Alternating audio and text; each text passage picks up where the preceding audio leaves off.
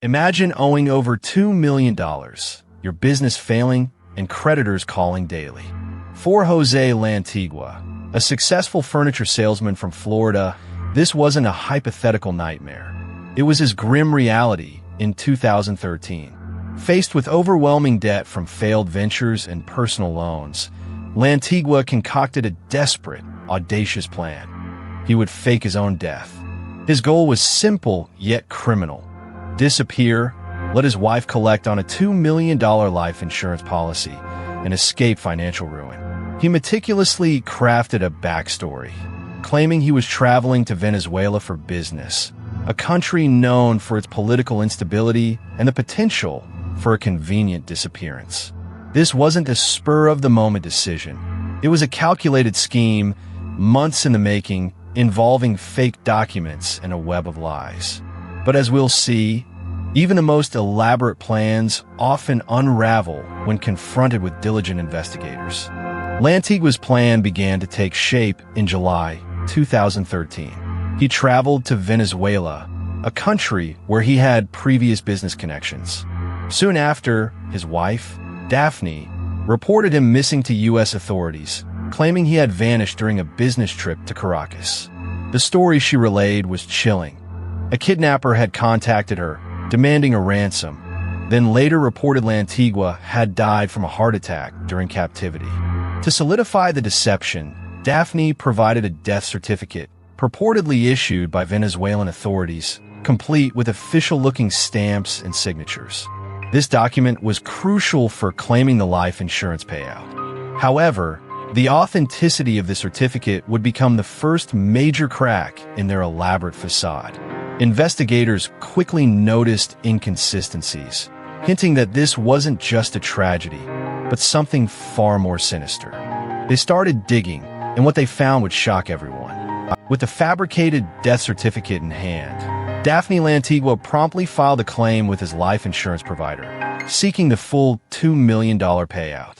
This was the ultimate prize in their scheme, meant to wipe away their crippling debt and provide a fresh start. Insurance companies, however, are not easily fooled, especially for a claim of this magnitude and under such unusual circumstances. A thorough investigation is standard procedure. They initiated their own inquiries, focusing on the veracity of the death certificate and the details surrounding Jose's disappearance. What might seem like a straightforward claim to an outsider is often a red flag for experienced adjusters. They scrutinize every piece of documentation, every statement, and every minute detail for any sign of irregularity. This detailed scrutiny is what often brings down even the most sophisticated fraud attempts, as the next step in their investigation would prove. As the insurance company and federal investigators delved deeper, red flags started piling up. The Venezuelan death certificate, initially presented as proof of Jose's demise, raised immediate suspicions. Experts examining the document noted several irregularities in its formatting, seal, and even the type of paper used, suggesting it was a forgery. Furthermore, inconsistencies emerged in Daphne's account of the events. Her story about the kidnapping and subsequent death changed slightly with each retelling, a common tell for someone fabricating a narrative. The lack of a body, combined with the suspicious documentation, pushed the case from a missing person investigation to a full-blown fraud inquiry. These early discrepancies highlighted a crucial mistake. Assuming that foreign documents would not be rigorously scrutinized, the U.S. legal system has resources to verify international claims, and they were now being deployed. The turning point came with sophisticated forensic analysis. U.S. investigators collaborated with Venezuelan authorities to verify the death certificate. They discovered that the certificate number did not exist in any official Venezuelan registry. More damningly, the official who supposedly signed it was confirmed to be a fictitious person. This was definitive proof of forgery. But the investigation didn't stop there. Through diligent work, investigators traced financial transactions linked to accounts Jose Lantigua controlled long after his reported death. Small, seemingly innocuous withdrawals from ATMs in Florida provided concrete evidence that he was not only alive, but actively using his own money. This combination of document forgery and financial trail analysis created an irrefutable case that Jose Lantigua was, in fact, alive. The noose was tightening, and it was only a matter of time before he was located. After months of extensive investigation, the pieces finally fell into place. On March 14, 2014, Jose Lantigua was found alive and well in North Carolina, living under an assumed identity. He had been quietly working at a landscaping company, attempting to blend into a new life, far from his Florida debts. His capture was uneventful, a stark contrast to the dramatic narrative of his supposed death. He was immediately taken into custody by federal agents, facing charges of conspiracy to commit wire fraud and aggravated identity theft. The shockwaves of his discovery were immense, not just for his family, but for the entire community that believed his tragic story. This wasn't just a missing person case. It was a calculated attempt to defraud the system, and the law was now ready to deliver its justice. His next appearance would be in a courtroom, not in a new life. Jose Lantigua and his wife, Daphne, faced severe charges. Jose was primarily charged with conspiracy to commit wire fraud, aggravated identity theft, and making false statements. Wire fraud, under 18 U.S.C. Section 1343, involves any scheme to defraud using interstate wire communications, which includes phone calls, emails, and bank transfers, all of which were involved in their insurance claim. Aggravated identity theft, 18 U.S.C. Section 1028A, applies when a person knowingly transfers, possesses, or uses a means of identification of another person during and in relation to certain felonies, often carrying a mandatory 2-year prison sentence on top of other penalties. Daphne faced charges for her role in filing the fraudulent insurance claim and making false statements to federal agents. These are serious federal offenses, not minor misdemeanors, reflecting the gravity of their deception against both the insurance company and the government.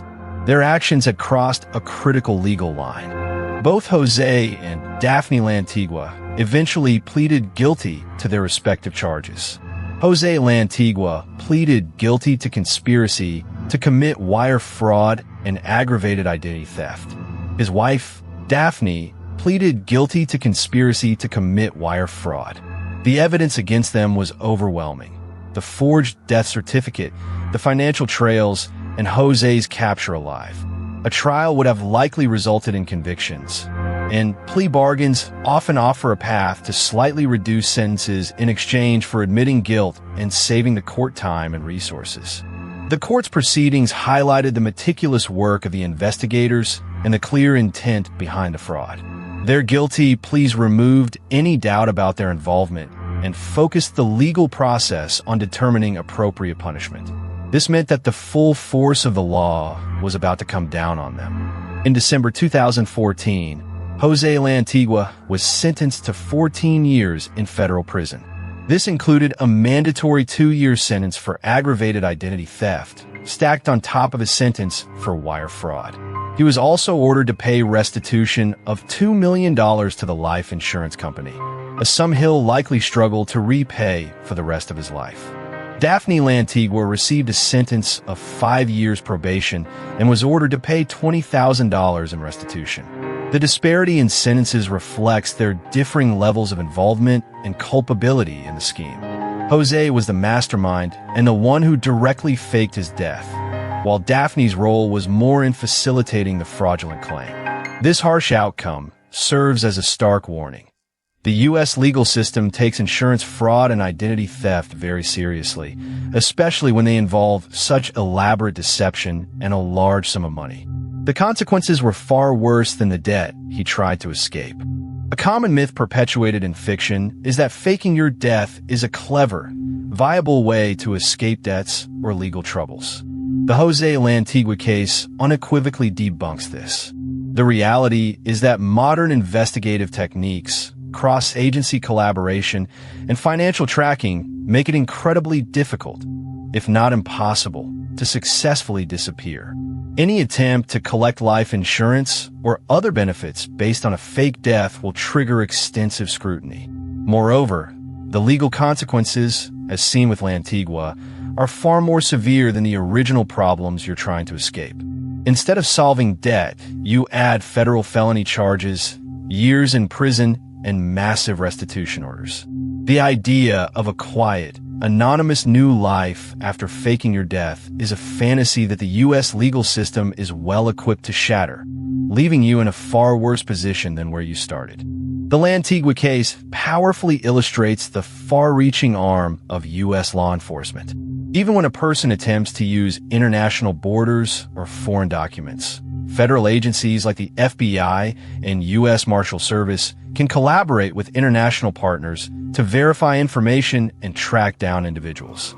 The internet and digital financial records leave indelible trails that are almost impossible to erase. Every ATM withdrawal, every phone call, every email leaves a digital footprint. For anyone considering similar schemes, the message is clear. The system has robust mechanisms to detect and prosecute fraud. The legal system prioritizes the integrity of financial institutions and the protection of citizens from fraudulent activities, making successful evasion highly improbable. There's no escaping the digital breadcrumbs you leave behind, and that's precisely what led to Lantigua's downfall. Here's what happens if you try to pull a similar stunt. First, the moment your death is reported, especially if it's unusual, an insurance company will launch an exhaustive investigation, often involving private investigators and forensic experts. Second, any attempt to use a forged document, like Lantigua's death certificate, immediately elevates the crime to a federal offense, bringing in the FBI. Third, any financial activity, no matter how small, from an ATM withdrawal to using a credit card, will be traced. These transactions create a verifiable trail that directly contradicts your supposed demise.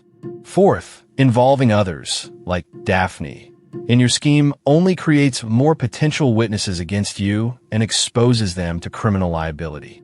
Each step intended to secure freedom instead dug a deeper hole, turning a desperate escape plan into a guaranteed path to federal prison.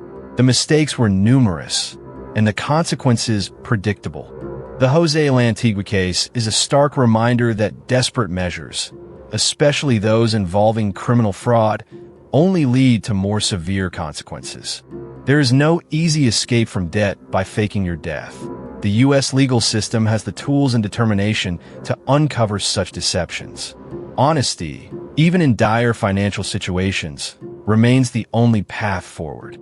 The cost of such a scheme far outweighs any perceived benefit, resulting in lengthy prison sentences and enduring financial burdens. If you found this deep dive into a true legal case insightful, please consider subscribing for more stories from the American legal system told simply.